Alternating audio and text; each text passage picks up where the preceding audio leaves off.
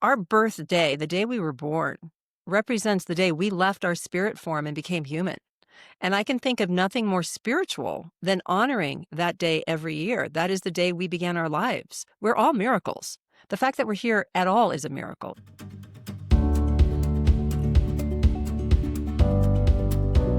Hi, everyone. It's Angie. Welcome back to More Like You, and welcome to October. This week's episode is all about birthdays. Whether you love your birthday or you dread your birthday, or maybe you have mixed feelings about celebrating your birthday, this week's episode is for you. This month is a big milestone month for me. This past week, I celebrated my 51st birthday. Also, this past week, this podcast, More Like You, turned 1, and my memoir, Girl in the Spotlight, turned 2. I've always felt very reflective on my birthday. This has always felt like my personal new year. I feel like this year I might be feeling even more reflective than I typically do. As many of you know, my mom got sick after Girl in the Spotlight was released, just 1 month after the book came out. It was sudden. It was very upsetting.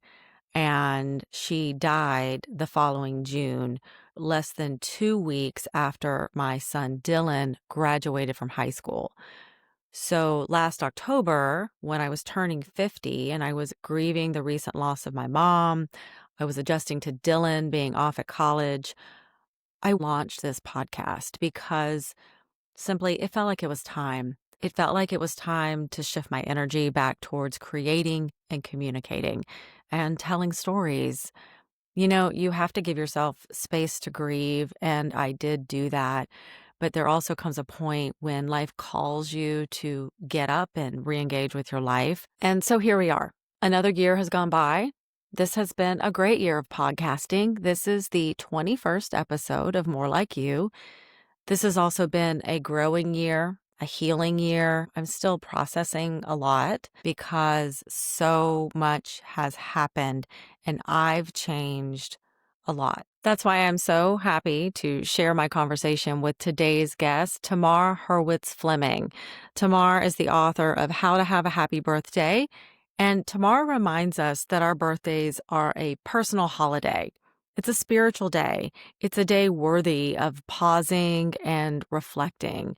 And while it's normal to look to others to help us celebrate, it's really up to us to decide how we want to spend our birthdays. Let's dive in. Tamar, I'm so happy to have you. I love talking about birthdays. Tell us a little bit more about how this journey began for you, where you began to shift how you think about your own birthday. Well, when I think back on my life, it becomes clear to me that I was always aware of my birthday experiences starting from the age of 3. That, I would have happy moments, I would have confusing moments, I would have sad moments. And consistent throughout all of it was this idea that I was supposed to be happy, right? And I might not have been happy on any given day for whatever given reason, but this sort of pressure to be happy, or I really was happy, or I was excited, but then I got disappointed. So, if we can all think back to our childhood experiences around birthdays, we can all see that there might have been a range of emotions around our birthdays that we didn't even think about because we're not really taught to think about our birthday experiences. So for me, what became really clear in terms of the power of birthdays to be utterly painful and devastating is when I turned 18. It was my first year at college. I was 18, which is a milestone birthday. And I woke up that day, I'm the baby of the family, 4 kids. And I woke up that day and the only plans I had was to wait for the phone to ring, for my family to call and wish me a happy birthday. So that's what I did. I waited for the phone to ring. I'd run back to my dorm room. No, the calls didn't come. My entire family forgot my birthday that year. And that's all I was waiting for, right? So I had so much hope and expectation. I was looking forward to hearing from them. And it didn't happen. And it was so hard for me. It was really heartbreaking because they forgot me. How could they forget about me? And not only that, but that's all I did. That's all I wanted to do for my birthday, and it didn't happen. So really hard experience. 2 years later, fortunately, the story changed. I was turning 20, another milestone birthday. I was spending my junior year abroad in France. And when I woke up, I still didn't have plans, but I was on my own. No one was around to do anything for me. And I thought, okay, today's my day. I'm going to take the day off class. I walked through town with a big smile on my face. I bought myself a birthday gift, a fancy bottle of French perfume that I couldn't afford on my student budget, but I'd always wanted. And then that night I had some, student friends over for cake. I ended up having the best birthday of my life up to that point because I took charge of it and made it what I wanted to be. And those two birthdays, almost back to back, showed me the difference between being passive and outsourcing your joy for others to do for you versus taking charge of your day and doing what you can do for yourself. Big difference between those two birthdays. And that woke me up to the power of taking charge of your birthdays and making it be what you want it to be so that you can actually have a happy day. Yes, I love this. And it's interesting to compare, contrast our 18th birthdays because I know that I always had parties growing up, but it was on my 18th birthday that a tradition started with my mom, who called me in college, and she started calling me on my birthday like the minute I was born. So like Oh, 6:37 in the morning. And then my friends, my next door neighbors, who had just met me but knew I was feeling a little homesick, I'm turning 18, they had put a banner, on my dorm room door. So when I came out, it was like streamers. And that was really lovely. And it matched, I think, how I've always felt about my birthday, that it was special, it should be honored and acknowledged. But what I was thinking about after reading your story is it can also create an expectation around what we think other people are supposed to do for us. And I've learned this as I've gotten older, that I'm in charge of my day. If I think it's that important, is it really fair to be putting expectations on other people? exactly. So this is why I wanted to dive into this topic. You have said that it's a spiritual day. Like, this is more than people showing us that they love us or us doing something fun, which that's part of it. It is just acknowledging that it's a personal holiday, that it is our day, and there's a significance to it that is deeper than us simply turning a year older. Can you talk more about that? Yeah, that's right. I mean, our birthday, the day we were born, represents the day we left our spirit form and became human. And I can think of nothing more spiritual than honoring that day every year. That is the day we began our lives. We're all miracles. The fact that we're here at all is a miracle. Each individual person is a miracle. And so to honor the day we came into this life, we are very much in alignment, spiritually in alignment on our birthdays, very much in alignment with our spiritual source. And when we tap into that and open up to it, it is amazing what kind of energy can flow that is more spiritual, that is not about the party balloons or the gifts, but the feeling, right? The transformative joy that can come, the magic, the miracles, the little signs and signals that can come to you, whether it's on the radio or a hummingbird suddenly appearing and you haven't seen one all season and it means something to you, or just if you're open to the spiritual gifts that can come to you on your birthday, they are there for you. And it's a very powerful day where you get to not just be in alignment, fully in alignment with the source of your spirit and sort of who you are in that spiritual way, but also to ask yourself, who am I in this lifetime? Am I fulfilling my potential? Am I fulfilling my purpose? Am I doing what I want to be doing? And really to have it be a reflective moment, like a personal new year, where you get to ask yourself, am I living the life I want to be living?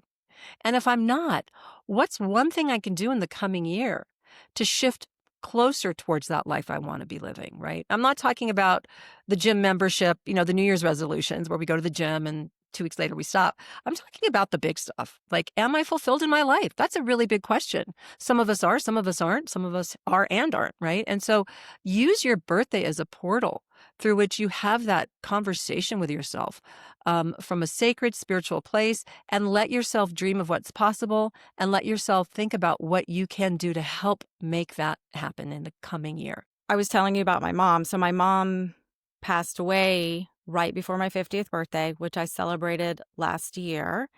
And there's two things going on. One, first birthday without my mom, and also your 50th birthday, where what am I going to do? It's my 50th birthday. And I was going back and forth between this should be a big celebration and maybe it doesn't have to be a big celebration to be special, but I was feeling pressure months leading up. What are we going to do for the 50th birthday? It was also on a Monday. But I do think things came together well in that, first of all, that morning I decided I'm going to go to the gym first thing in the morning. I never go at 5:30 in the morning, but I felt like I wanted to be finishing my workout right as the time shifted to my birthday. And at the end of class, a song started playing that I felt like it was like a message from my mom. In fact, it's kind of funny, but I was thinking about my mom 50 years ago in the delivery room.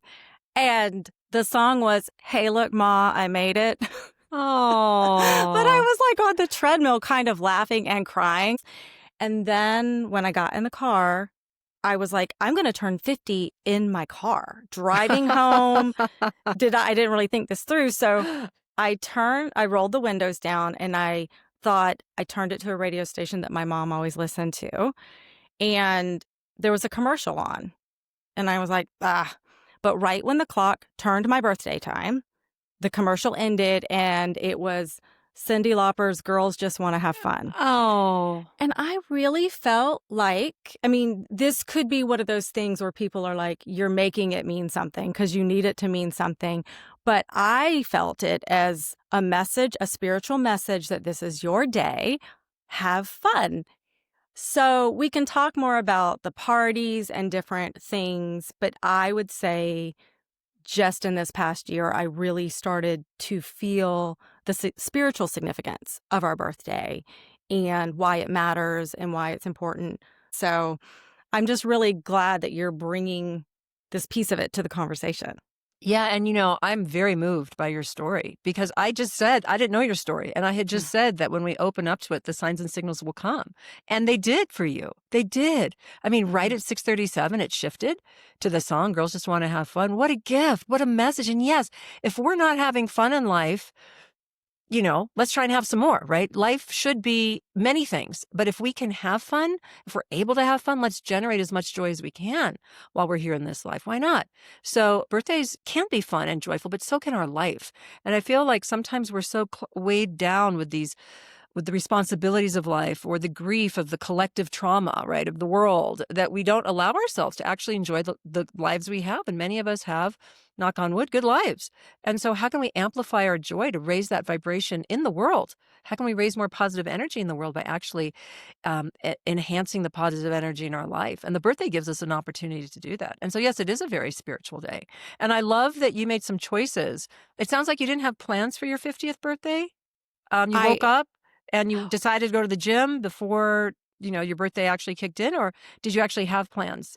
I ended up having plans, but how I was going to spend the day, that part was sort of mine to Yeah. create.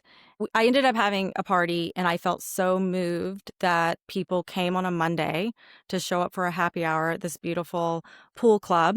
I was looking at it all through a lens of gratitude, and these are people who will show up for you and care about you. But I was feeling like I want to be spending this quality time with everybody in this room, and it's hard to do that when you're the center of attention Yeah. and not everybody in the room knows each other. But it also made me think maybe this is why people feel so conflicted about their birthdays and how to celebrate, because there's so many social dynamics to it.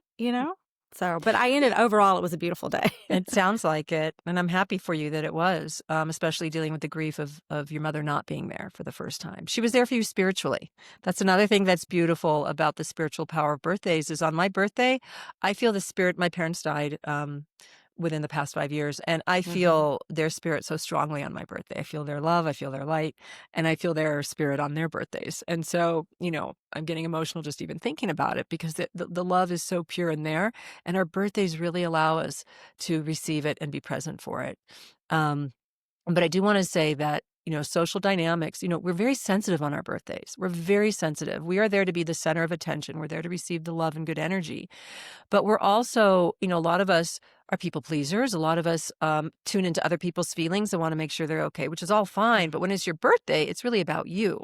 And so I had a birthday once. I was turning 41, and I had a bunch of people over, from work, my neighbors, my best friends, and some people didn't know. Some people just showed up independent of knowing anybody else. So I actually felt this, hostess pressure to be welcoming Mhm. and to engage in conversation, which is fine. That's the way I am as a hostess. But it wasn't, it wasn't a 4th of July barbecue. It was my birthday. And on your Mhm. birthday, you don't want to be doing the emotional work to support other people. You want to just surrender and receive and be in the center of your own bubble, right? And receiving Mhm. all the good energy. Not that you can't be a giving, loving, kind person on your birthday, but you're so sensitive that you're tuning into other people's experiences. And my experience was that it made me anxious actually on my Mhm. birthday, like, oh, she's not talking to anybody. But I want to talk to my, and I wasn't talking to my best friends. They were the last people I was speaking with because I wanted to give attention to the people that came in from other parts of my life that I wasn't so close to.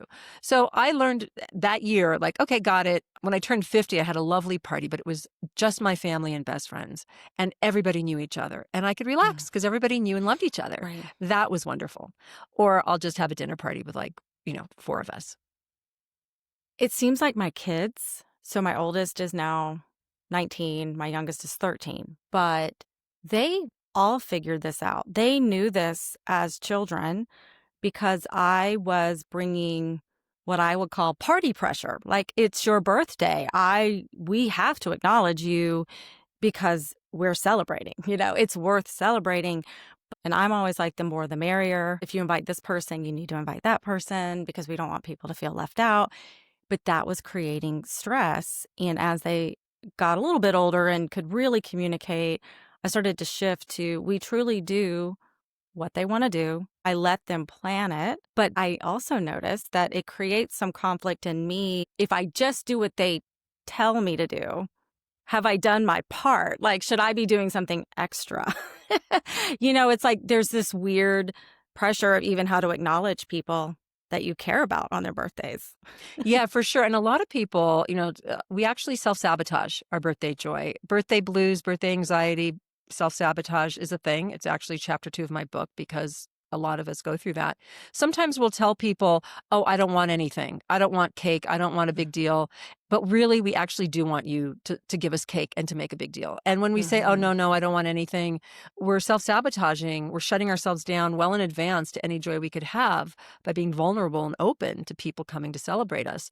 The problem typically is that when we've been vulnerable and open in the past and hopeful and expecting of others to show up for us, and then they don't, boy, that can really shut us down and keep us shut down. And so then Mhm. birthdays forevermore are not happy times. They're times of disappointment. So I don't want anything. Don't even Mhm. bother, right?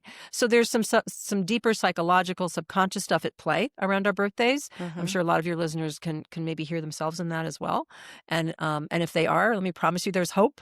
You can shift out of that dynamic to have an open, delightful, happy birthday experience. But as a parent, I think it is important to help guide your children into birthday positive experiences where they get to choose what they want to do. And when they're very young, just say, your birthday's coming up. Which Mhm. friend would you like to go? Maybe we can go ice skating, or maybe we can go to the Mhm. movies, or like, what would you like to do? Or if they want more, include more, but you don't have to overwhelm them with so much. I mean, I Mhm. remember being a kid with all the birthday parties and stuff. And I remember crying at my 6th birthday party. I was, some stuff had happened and it was like I took myself away and started crying. And because it was whatever. I don't Mhm. need to go into the story, but, they can be hard. They can be hard. Mhm. So I think following your child's lead, some kids don't like to be the center of attention. They're more Mhm. introverts. That's fine. Maybe they have a creative birthday. Maybe you go to one of those ceramic studios where they paint their own ceramic and fire it, and that's their birthday mug for the coming year. I mean, Mhm. there's all sorts of ways that you can work with your child's natural spirit and inclination and personality to support them having a positive experience. I think it is important, especially for young children, because we're such a consumer society and it's so much about gifts and cake and all that. Have some spiritual moments with your child in the morning, appropriate for their age. And maybe like, wake up and you go sit in the garden and today's your birthday and it's so special because that's the day you joined our family. We're so excited by that. We're so Mhm. grateful for you. Here's 3 things about you I love so much. What are Mhm. 3 things you love about your life? What are 3 things you're Mhm. grateful for? And help Mhm. them shift into a more, like an attitude of gratitude, really, that helps touch the heart and open the spirit so that as they go on through their day, it wasn't just about the party and the cake and the presents, but that there was something more meaningful that anchored their morning. And I think that that's important even for us as adults. I write in my book about starting your day with a spiritual moment. It doesn't have to take long, but when you wake up, have your coffee in the garden, do your yoga, journal. On birthday Eve, birthday Eve is a thing, just like Mhm. Christmas Eve is a thing. I mean, think of Christmas Eve, right? It's a thing. So is your Mhm. birthday Eve. And so, for me and what I do and what I recommend is put up a happy birthday sign on, decorate your house. Put up a birthday altar with flowers and crystals and photos of yourself from childhood and your parents, whatever you want. Decorate a space in your home devoted to you and what you want to manifest maybe in the coming year. And in the morning of my birthday, I sit in front of my birthday altar. I light a candle. I have some quiet moments with myself. I'm grateful for the life I'm living. And I tune into my spirit and I allow myself to ground myself into my spiritual presence so that as my day unfolds, whatever my activities are, I'm present with myself. The years that I didn't do that, where I just woke up and jumped in to my birthday activities, because my days are pretty packed with activities, I felt like I was missing the bus. Like, wait, where am I? I couldn't find myself because I hadn't grounded within to begin the day. What are some of the things that we've touched on it to an extent, but things that make us feel disconnected from our birthdays and have negative associations around turning another year older? I mean, clearly that's part of it, but it's always so deep and many layers to it. I believe there's a spectrum that we're all on. We're birthday positive or birthday avoidant or somewhere in the middle. And we're all somewhere on that spectrum. And so a lot of us that are birthday avoidant, that have the birthday blues, that don't like our birthdays, typically it comes from experiences rooted in childhood. I spoke with one podcast host and her birthday correlated with the opening of fishing season every year, more or less. And so her father would go fishing on her birthday. It wouldn't he wouldn't prioritize her. And so the message she got as a very young child is that she didn't matter, her birthday didn't matter, other things were more important, and that can really shut you down from a very young age. So something as simple but deep as that can be a story that sticks with us. And so for those of us that don't like our birthdays and we're cringe, typically there's something there to look at from childhood, typically. The other reason that a lot of us don't like having birthdays, typically we're women. Typically we hit middle age or menopause. Sometimes they're the same thing. And we feel like, uh-oh, I'm losing my youth. I'm losing my beauty. I'm losing my sex appeal. I'm becoming invisible. I don't recognize the person I'm turning into with the gray hair and the wrinkles and the body's changing. And I don't want to admit that I'm getting older. That's not a good thing in society. And in our current society, here in the United States of America, getting older is like a 4-letter word. Aging is a 4-letter word. And I'm here to say it's not. I'm here to say that when we buy into that and when we self-deprecate about our age, we joke about our age like, oh, well, I'm 59 and you know what that means. We're actually feeding a fire that needs to be put out. It is not okay for us to criticize ourselves or others for being older. Aging is a privilege. We all know people that didn't make it to our age. And if they did, would we criticize them for having wrinkles and gray hair and having a little saggy skin? Of course we wouldn't. We would be so happy they were still with us. So each year that we get to put another candle on the cake is a reason to celebrate because aging is a privilege and we're lucky to get another year. We're lucky to have another year of Mhm. living in this life. So I just suggest that we start to challenge the social norms that make us feel like we don't get to be older women. Again, I'm 59 and a half, right? And I'm proud of that half. I will be Mhm. 60 in January. I have nothing to fear about that. I have nothing to be ashamed about for that. I mean, the only thing that happens as we age, which is true, there's 2 things that happen. The body starts to change, aches and pains and creaks start showing up that you don't recognize. And also, the visual changes happen pretty quickly. It starts to speed up, right? The gray hair, the wrinkles, the sagging, and, whatever choices we make about ourselves, whether we're going to accept what nature does to our bodies or not, that's our our choice to make. But as we recognize the age showing up in the mirror, we don't recognize that person. I don't recognize, I'm getting gray hair. I don't recognize myself with gray hair. I'm starting to get more comfortable with this person I see in the mirror with gray hair. I'm welcoming it, but I'm having to start a new relationship with that person in the mirror as she changes before my eyes. And I have choices to make about it. I can either resist her and criticize her and be angry and upset that she's showing up, or I can say, welcome. Who are you? I'm excited to meet you and see what you turn into as we age. I actually am excited about getting older and changing and looking like an old lady. I want to look like an old lady. I don't know what I'm going to look like. I know what I looked like as a young woman. What am I going to look like as an 80-year-old if I make it to that age? Am I going to have white hair and wrinkles like Georgia O'Keeffe? That sounds pretty cool to me.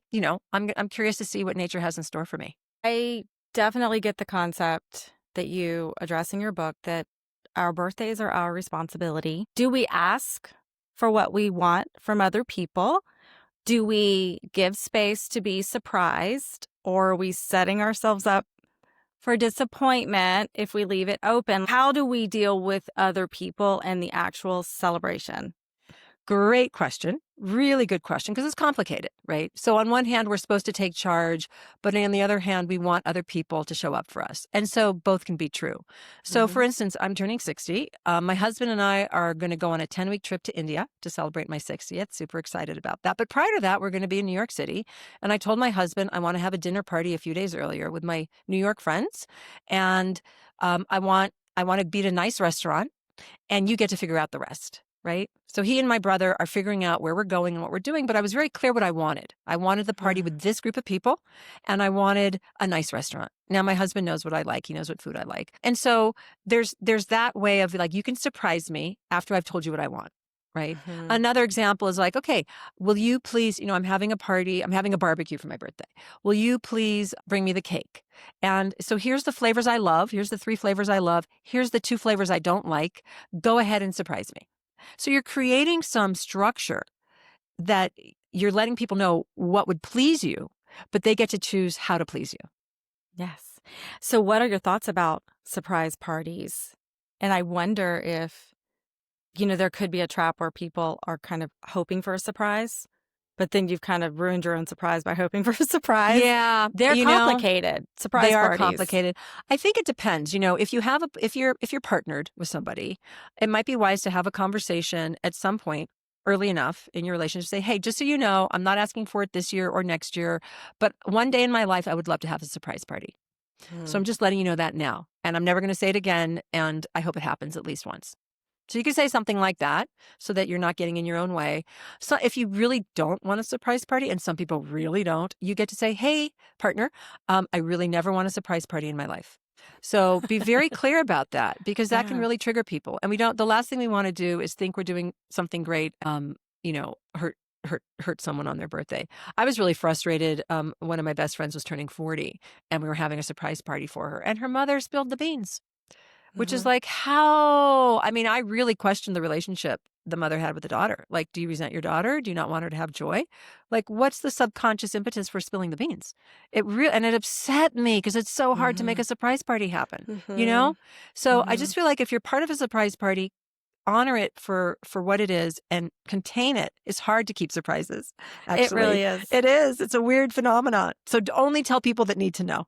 Right. And it's super fun when you can pull it off, It like you is, said, it and is. especially if it's received well by the person. Yeah. And it seems like if you're throwing a party for the person, you need to be thinking about all aspects of it so that they don't feel overwhelmed. That's right. By That's right. the guest list or just even the environment. So, and I just want to say that if you don't have a partner, living with you in life, that's okay. You probably have a best friend, or you have colleagues, you have people close to you, family members. You can communicate to them what your wishes would be. When in your journey did you realize this is something I actually want to write a book about? I'm doing some deeper thought into this, that I feel like the lessons I'm learning need to be shared with others. Tell us a little bit more about that. Yeah. So since I turned 20 and had that good birthday experience in France, I started, having good birthdays ever since, and practicing having a good birthday, planning for it as if it's a major holiday. I mean, you got to plan for it. Just like you don't wake up on Thanksgiving and say, okay, Mhm. what's for dinner and who's coming, you have Right. to plan at least a month in advance so that you can have that restaurant reservation or have your friends join you by the pool for happy hour, right? So planning in advance matters. But for me, even though I'd been tracking my birthdays from the age of 20, it was actually when I was in my probably late 30s or early 40s. Doesn't matter. It was years ago. I um I had a new friend and I knew I go, your birthday's coming up. I go, what are you doing? He's like, oh, I don't like my birthdays. Okay. So when his birthday came, I thought he was just dimming down his energy because people didn't show up for him. So I showed up with a big, beautiful box of donuts. Happy birthday. And you know what he did?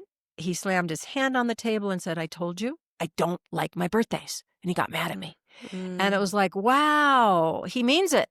Like he means it. A box of donuts isn't going to undo that for him, and it should have. And so I walked out of there with the donuts, and I just thought, wow, there's something up. I mean, I remember literally thinking something's up, and that got my wheels turning. And I started Mhm. thinking about my own birthday experiences with much more consciousness. I started thinking about the birthday experiences of people I knew. I started talking to people, and I realized, you know what? There's a self-help book here. There is a self-help book here on how to have a happy birthday. And so that was the crystallizing moment for me.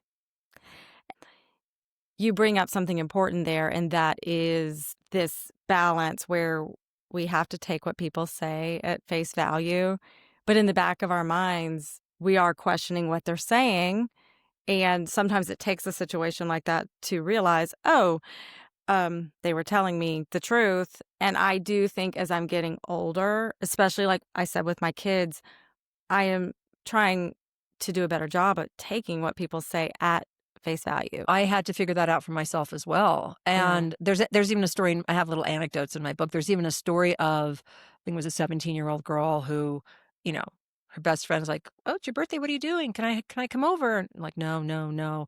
And the friend really wanted her friend to come over and wanted her to take her away from her misery, but honored her wishes, right? So bottom line is we need to honor the wishes of the people who are saying no. We need Mhm. to honor their wishes. This is their journey. It's not ours. Mhm. We're there to support them. We're to say, "Hey, I love you. Happy birthday. This is my day to give you extra bright energy. And so I want to help you celebrate. But if you're not up for it, I can't do that for you. I can just Right. do it for myself or support the people close to me who want some support." So you have to just tune in and let people have their own reality on their birthdays. Mhm. And if prior to their birthday, however, if you know somebody who's close to you and you feel comfortable, my book, How to Have a Happy Birthday, and the workbook that, goes with it, they're great birthday gifts to give about 6 weeks before a person's birthday so that they can read the book and hopefully put it into play for the birthday that's about to come. Because there's a lot in there that can help people heal from their birthday sadness and their birthday Mhm. blues and start shifting into this idea like maybe I actually do deserve to have a happy birthday. And it becomes something you practice, right? I spoke with somebody who had read an early copy of my book. And after reading, she did not like her birthdays. And after reading it, she said, okay, well, after reading your book, I've decided I'm going to buy myself a cake. A cake. I thought, great, yay. And then the next year, I wished her a happy birthday. She said, yeah, this year I had my family over for a barbecue. I'm like, yay. And then this past year, she's like, you know what? I've come to realize that my birthday is a special day, and I felt so gratified. But it also showed me that it did take a couple years of her going through practicing being open to having a positive birthday experience for her to fully bloom into the potential of the day that we all have equally, no matter who we are and where we live. We all have one 24-hour day a year to put ourselves into the center of our life and celebrate ourselves and the life we are living because we all deserve to have that experience and celebration. You said this earlier about you have a birthday eve, Yeah. and so your birthday is like a 3-day experience, wouldn't you say? Because isn't there like an off ramp also? Exactly, exactly. Well, So think of it's Christmas. I mean, the day, Mhm. Christmas Eve, Christmas Day, and the day after Christmas. So, same with birthdays. The day before, your birthday energy builds. I mean, your birthday energy starts building actually even the month before, but you start feeling it in the days, and then the birthday Mhm. eve, birthday day, and the day after your birthday is a time to reflect and integrate the birthday experience from the day before. It's like, you shook up the snow globe on your birthday. Well, the day after your birthday, the snow gets to settle, and you get to think Mm. about what worked, what didn't, what you'd want to do for next year. And so I recommend that you don't schedule anything important the day after your birthday. You don't need that important medical appointment scheduled. You don't need that big presentation scheduled if you can control that.